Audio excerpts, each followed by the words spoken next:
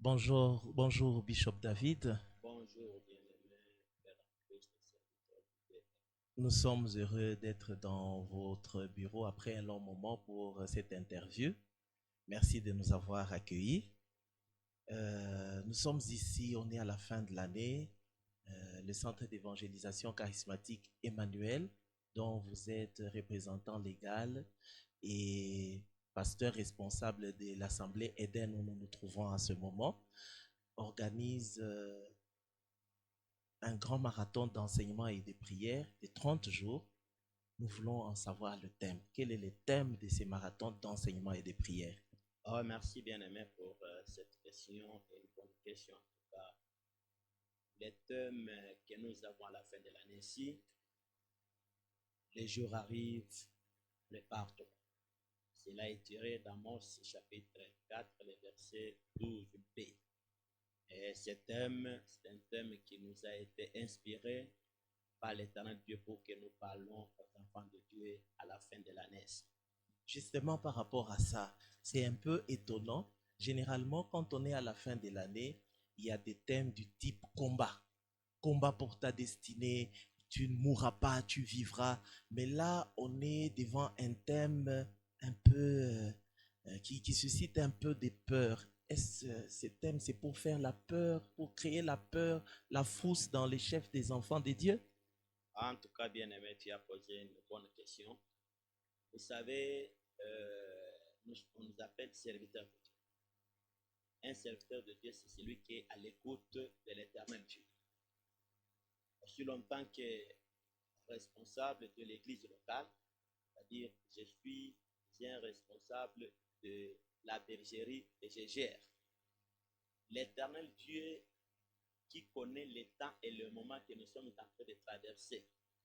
Parce que le temps ou le moment, ce n'est pas la fin de l'année. La fin de l'année, c'est selon notre calendrier. Et Dieu qui connaît les temps que traverse l'Église sur la terre. C'est le Dieu-là qui m'a inspiré cette parole, vu que nous devons donner la nourriture au temps convenable, selon la parole de Dieu que nous recommande, nous les serviteurs de Dieu. Même moi, charnellement, avec les sentiments humains, vu la fin de l'année, je devrais aussi aborder un sujet qui devrait animer tous les enfants de Dieu à la prière pour combattre selon les esprits qui s'élèvent à la fin de l'année pour la destruction des enfants de Dieu. Mais Dieu connaissant que pendant ce temps, nous devons parler pour préparer l'Église au jour qui arrive, qui est le jour du Seigneur, et le jour du Seigneur qui est l'enlèvement. C'est-à-dire à ce moment-là, moi, en tant que prédicateur, je suis là pour suivre les signes de l'Éternel. C'est-à-dire que ce n'est pas un thème pour faire peur, au contraire, c'est pour préparer l'Église, pour faire revenir l'Église, afin que l'Église mette l'ordre dans sa vie. Faire revenir l'Église, comme on y est encore, avez-vous constaté que l'Église, le peuple de Dieu, a tendance à dérailler pour le faire revenir sur le droit chemin? Qu'est-ce que vous avez constaté pour le remettre sur le rail? Voilà, ce n'est pas moi qui ai fait les constats. Le Dieu qui est le maître des temps et des circonstances, le maître de la saison. Alors, Dieu là a vu que son peuple a des penchants sur les désirs du monde de plus que les désirs du royaume. Or, si la terre, le monde n'est pas un lieu de repos, mais nous sommes des passagers vers le ciel. Alors c'est pour cela l'Éternel Dieu là a vu les temps qui est en train de traverser l'Église. L'Église est dans l'oubli, dans la distraction. C'est pour cela qu'il veut nous faire revenir pour que nous mettons l'ordre dans notre vie, parce que le maître de la maison, il est resté.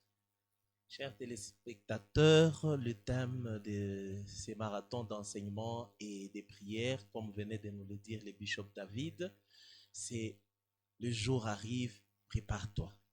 Le jour. De quel jour s'agit-il? C'est le jour du Seigneur. Si on parle du jour du Seigneur, c'est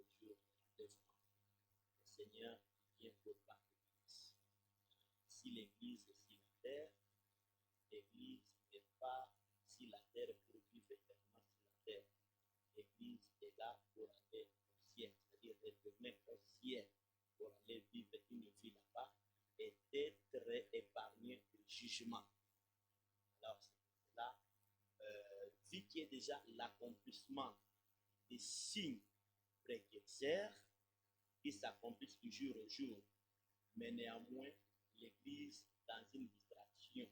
C'est pour cela ces enseignements ont l'objectif, selon l'ainsi dit l'Éternel, pour faire revenir l'Église en ordre, c'est que l'Église soit prête. Peut-être nous ne pouvons pas arriver à la fin de l'année, ou soit on peut aller au-delà de la fin de l'année, mais néanmoins, l'Église, l'homme doit être préparé, parce que la mort peut venir même avant l'enlèvement. Qui ira te prêcher pour se préparer au-delà de la mort? Il y a ceux qui disent qu'il y a le purgatoire. Oh, bien-aimé, ces enseignements-là n'existent pas.